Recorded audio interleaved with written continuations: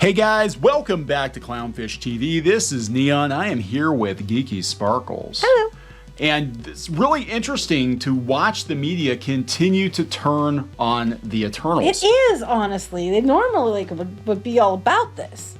If this were Captain Marvel 2 years ago, the media would have been defending this film fiercely, even if it wasn't that good. They would have been calling the audience names, and that's not happening. Actually, the opposite is happening. In fact, Fast Company put an article out today. We're going to read it. They said that people are getting tired of Marvel.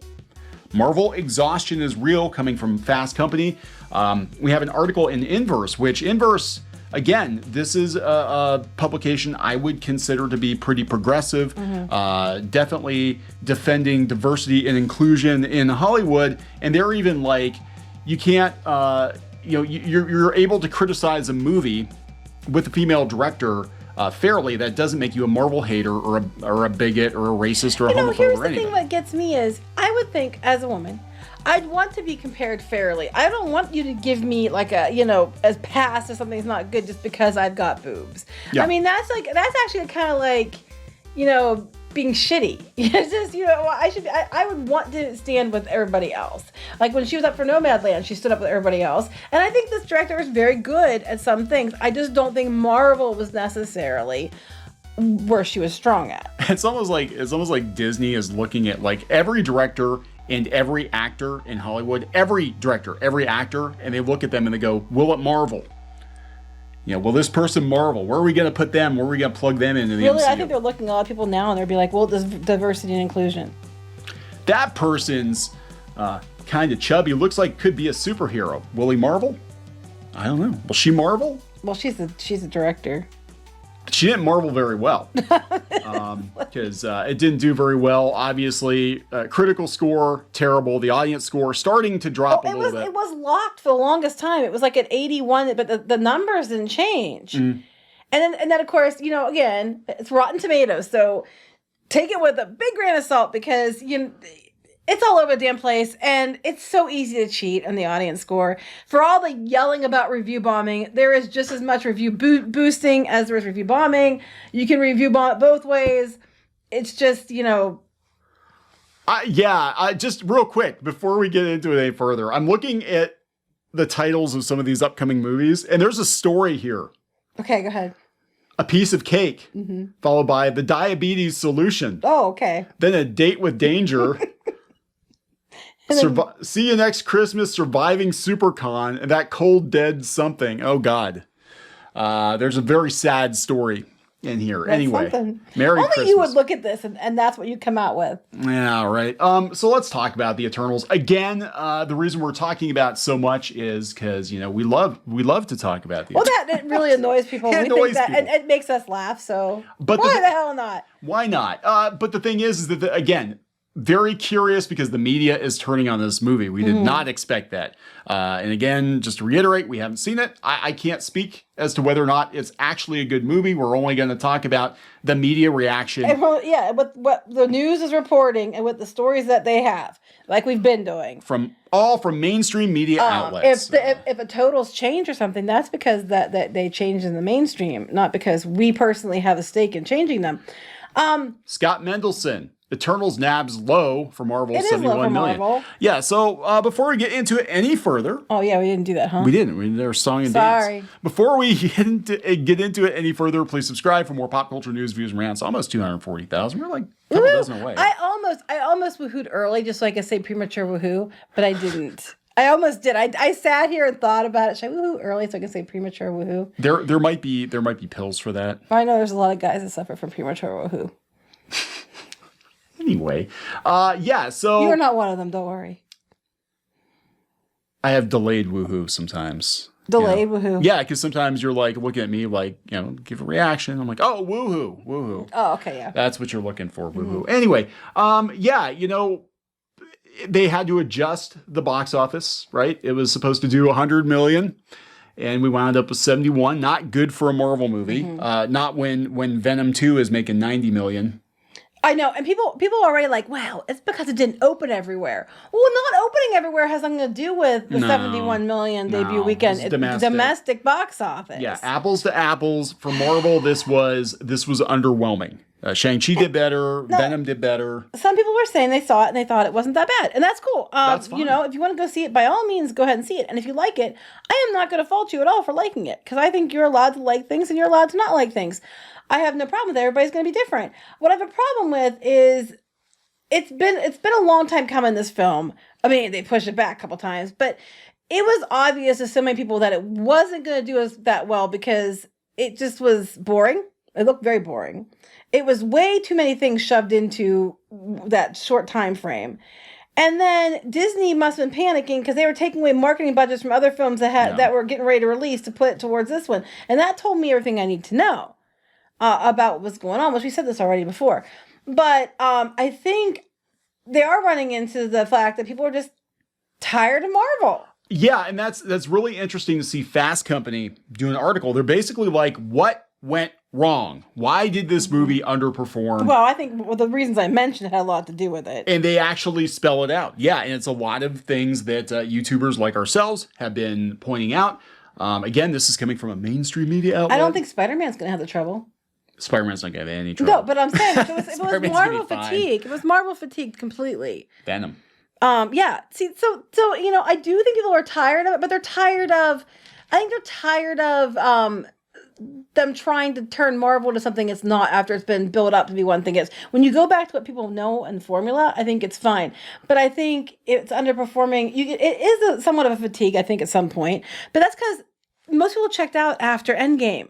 Yep. They've said this. Yep. They're like, I might come back for the occasional Spider-Man or whatever, but after I spent 10 years up on this to Endgame, and it's a good jumping off point.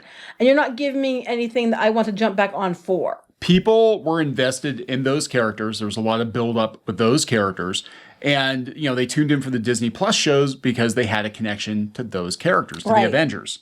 You know, those shows all had connections to the Avengers. I think with Spider-Man, I think with Doctor Strange and the Multiverse of Madness, you're going to see people get back on board because they know them. I think even Blade, you're going to see people get on board because they're familiar with the character. But some of these other things, I don't think they're going to. Yeah, this one's an oddball. I mean, even, you know, diehard comic book fans, a lot of them aren't familiar with the Eternals. And those that are said it's nothing like the comic books. Yeah, I mean, that shouldn't surprise anyone. I mean, yeah, this is the first time they changed a lot. Fast Company, why Eternals underperformed, what it means for Marvel. After many months of sky-high hype, Eternals proved in its opening weekend to be decidedly earthbound. Here's what happened. So talk about how, you know, Marvel basically thought it was invincible, like a superhero. I would say not just Marvel. I'd say it's a Disney thing. Yeah, it's a Disney thing because they thought the same thing with Star Wars. So basically, Marvel is finding itself, I think, in a similar position to Star Wars, where they're going to have a couple misfires. It doesn't mean that the franchise is completely dead, but they sure as hell are going to have to work harder to get the fans back on board. Well, I think drastically changing the way... And here's the thing. You can make some films that are different, but you can't just, like, change it like 180 from what it normally is. Yeah. You're going to have to ease people into that. You can't just be like, here's what the brand means. We set up all these years showing what the brand means. And now we're just going to flip it on its head because, you know, we can. Yeah. You can't just do that. I don't think this is really going to be a good... Like you said, people are going to come back for characters they recognize or are invested in, but I don't know if they're going to give other characters a shot in Phase 4. And that's really what Phase 4 is about. Not when it's done like this. No. Phase 4 is all about... you know, the mantle. You know, we're going to have most of the original Avengers, I think all the original Avengers basically replaced, and we're going to have a totally new roster. And I think Disney thinks, just like they thought with Star Wars, that the brand is stronger than the characters. Like, we can slap Star Wars on anything and people are going to come watch it, even though... Oh, he basically said that. He said about the park. Iger said about the theme park, he's like, well, it's got Star Wars on it. We're not going to have to do much promotion. They're just going to show up. And then they didn't. But it's not the Star Wars people wanted. You know, they're attached to Luke Skywalker. They're attached to Han Solo. In this case, they're attached to Tony Stark. They're attached to Steve Rogers. It's going to be very hard to just replace all the Avengers at once. I mean, you can do, you know, get away with a couple replacements here and there, but to just basically swap everybody out and then replace it with a totally new roster and bring a bunch of other characters in, and it's not going to work. Well, I think even Black Widow, I think the problem they had with that one, I mean, it still did okay, but I think the problem they had with that one was because everybody knew what happened to her already. So they're like, it's kind of like what you say about Star Wars. You're like, I can't go back and watch these now because I know what happens, and I know that I don't care. I just don't care because I know what happens. And I think that's what it was with Black Widow. It's like, great, you did a prequel movie after the fact, and she's already dead. Everybody knows she's dead. So it was too little, too late. You should have put your faith in a female-led movie before you killed the character. Which I'm still pissed that they killed that character. So and the way they did too, she didn't even get her own unique death. She got the same death Gamora got. Yeah. Spoiler. But Gamora gets to come back. Gamora gets to come back, kind of, sort of. That didn't interfere with the timeline any. She didn't get a funeral. Right. And then people were, I know. And then people were like, well, maybe it's like the comics and they're in the Soul Stone, but they basically said, nope, she's done. There's no way to bring her back, but you can bring other people back. And it's just people, I think people already checked out at that point because they knew what happened. I think that's what's going on, is I think people are like, do I want to dip back in? Because now we're starting this whole new phase with all new people. And in that regard, I think that the fatigue is real. Yeah, and this is another 10 plus year investment. People, 10 years leading up to Endgame, and now it's just like, and after this, we don't know where Spider-Man's going to go after this. And they know that. Yeah. And they're like, well, I might just wait and flip to Sony. With all the movies coming from Sony that are Marvel-based. I got to tell you, I'm looking at Sony's Spider-Man, Spider-Verse movies, and they're looking much, much better to me than the stuff coming out of Disney. So and then Venom, and then there was Morbius and stuff Morbius looks pretty good, yeah. Yeah, and I don't even like those kind of movies, and I think I'd watch it. So I'm just like, I think it's coming to a place where, now you have DCU coming in, it's actually starting to do a little better. I think that there's going to be too much competition, and people are like, I can check out and go do other things now. Yeah. So they're pointing out here that, it had a lot working against it. They said, look, it's not a flop. It's not a straight up flop. No, I don't think it's a straight up flop either. But for a Marvel movie, it definitely underperformed. 48% on Rotten Tomatoes. Had the MCU's worst cinema score rating of B. I was surprised by it. That's what gets me. Like, why do you keep going on to Rotten Tomatoes? It's not because I believe Rotten Tomatoes is legit. It's because I'm so floored that the critics turned on it like they did. And they're actually saying it's boring and all. You could have knocked me with a feather. Yeah, I think the critics are over it too. Now you have Inverse saying, hey, you can critique a film even if it's a woman. Yeah, this was very interesting. So this is, again, Inverse, another publication that's always, trying to defend, diversity and inclusion in Hollywood, whatever. Talking about Scorsese, what he said about Marvel. Mm-hmm. If you would dispute the entertainment value or experiential thrill of theme park rides. That's what it is. It's for theme park fodder. Yep. The Marvel Cinematic Universe choreographs that wants to be considered cinematic, even in name. These films are not unworthy of love. They can and should be critiqued as cinema. However, harshly, that exposes their shortcomings. No film is above criticism, and critique of a film directed by a woman of color shouldn't be dismissed as racism or sexism or just being a Marvel hater. We read this a bit ago. And it's like, look, they're finally catching on. Yeah. It's like, for years, how many times people didn't like something like, The Rise of Skywalker, The Last Jedi? It's because you're a bad person, because you hate women, or you hate minorities, or you hate this or that. But now that they're the ones that want to critique it and call it out, well, now, they shouldn't be above criticism. No shit, they never should have been above criticism. So here is again Fast Company. Marvel was due for a miss. I agree with this. Well, that's true. They can't all be winners, guys. 26 movies in a row. Right, and the three or four of them haven't been the best. Yeah, that's fair. I mean, even Star Wars, struck out before. Yeah, but 3 in a row, 4 in a row if you count Solo. Yeah. As I said, Marvel achieved something no one else ever had before with its overarching interconnected superstructure. But just on a statistical level, the franchise was overdue for a bomb, if not an outright fiasco. I would agree with that. Marvel exhaustion is real. Mm-hmm. This is the meat of it right here. Marvel fans are never left hungry for long. They have an infinite supply of comic books, digital content, and podcasts.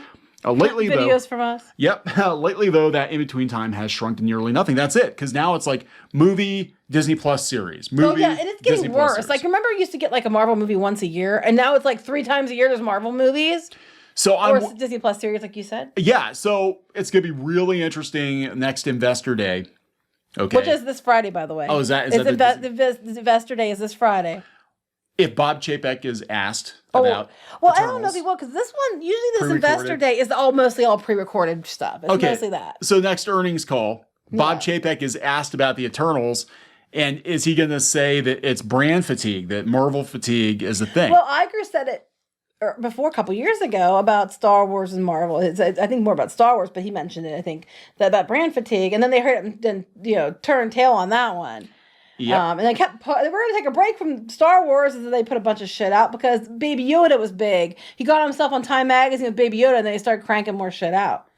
Eternals is the third MCU movie in 2021. They just keep doing this. With Spider-Man due in 6 weeks. And Spider-Man is definitely, they're promoting this one to be the end game of right. the And then you have Spider-Verse. Hawkeye. Yeah, before then, fans will be treated to Hawkeye, the fourth MCU series in a year. The deluge of premium Marvel projects was already difficult to keep up with for casual fans before this all-new set of interwoven series began trickling out. Now it's just overwhelming. Exactly. People just can't. I think they're just checking out because they're like, I can't keep up. Yep. Highly acclaimed and widely viewed as new series like WandaVision and Loki have been so far. Perhaps Eternals is the first real indicator that even Marvel fans have a saturation point. It's not the first indicator. It's just the first one you're acknowledging. There are too many heroes. You think? Tenuous connection to the larger MCU story. I wonder. Too bad no one ever pointed that out ever before they did. Yeah. So now that Marvel has incurred its first letdown, its architects may decide to retool elements of a strategy. No. I think what they're going to do is they're going to go all in on Marvel 2015. They're going to replace everybody. Things are not going to go well, and then it's brand fatigue, guys. It's just they already know how that results with the sales of the comic book. I mean, I just don't think that's wise to go repeat the mistakes on the big screen with a much bigger budget. But if more Eternals movies had been in the pipeline, they might jettison them over to Disney Plus instead. I don't think there's going to be more Eternals movies coming. No, they might. Those characters might show up on a Disney Plus thing. They might have to because they already set them up as part of the MCU.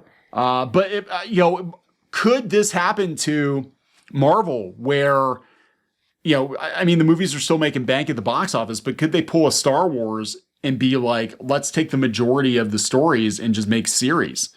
Well, I do think Eternals might have performed better as a series. I think they would have had time to look at characters more. Because I guess part of the problem was they jumped around so much, and people said it was hard to follow, and there was so much exposition. I can't say anything. Exposition trying to set up these characters, and so you understood what was going on and where it was. I think had it been done as a series, 6 episodes, 8 episodes, I think that it probably would have been better. Yeah. Now, of course, they're bringing up that, look, striking out once out of 26 times is... Well, that's been more than once. You had Thor 2. Yeah. You had Iron Man 2. Yeah. Yeah, this one kicked those records really hard, but Yeah, I mean, but as far as just all the way around, it underperformed at the box office. It struck out critically. It struck out with a lot of the audience. By that. It had all the earmarks or something that they usually love. Then there's another controversy. Oh, yeah, you were telling me about this. I heard about this. Yeah, I saw this on Twitter that people said that Facebook is preventing users from posting Eternals movie check-ins. And they're being flagged as spam. Spam. Well, that's interesting. It's kind of like how Rotten Tomatoes scores got frozen for a bit. Yeah. Yeah, lots of people posting. Damage control? I don't know. This is very curious. Why is Facebook considering posts about seeing Eternals as breaking community standards and taking them down? That's a good question. Why would that be breaking community standards? Unless you had a bunch of bots saying, hey, this movie's great. Oh, that could be. Or saying, hey, it's bad. I mean, to be fair, either way. Could go either way. I mean, if we're going to be fair. It was pretty interesting. I mean, I would have to look into this more. I didn't think it warranted its own video. That's interesting. But yeah, having Eternals content flagged as being spam. Then it had to trigger. Misleading. It most likely triggered something like you're saying. Oh, that's interesting. Yeah. Because, studios would never, ever do things like, put bot comments up or, go and buy tickets and then use them for putting up positive reviews and things like that. I mean, never. Disney would never do that. No, You'd never no spend such thing. Never spend, $5 million to make an additional $50 million. No, that doesn't make any sense. No. It's not how math works. Oh, no, especially the mouse. The mouse is always, has a little halo and is always on the side of good and justice. Anyway, we're going to wrap this up. Yes. Please subscribe for more pop culture news, views, and rants, guys. We'll talk to you later. Bye.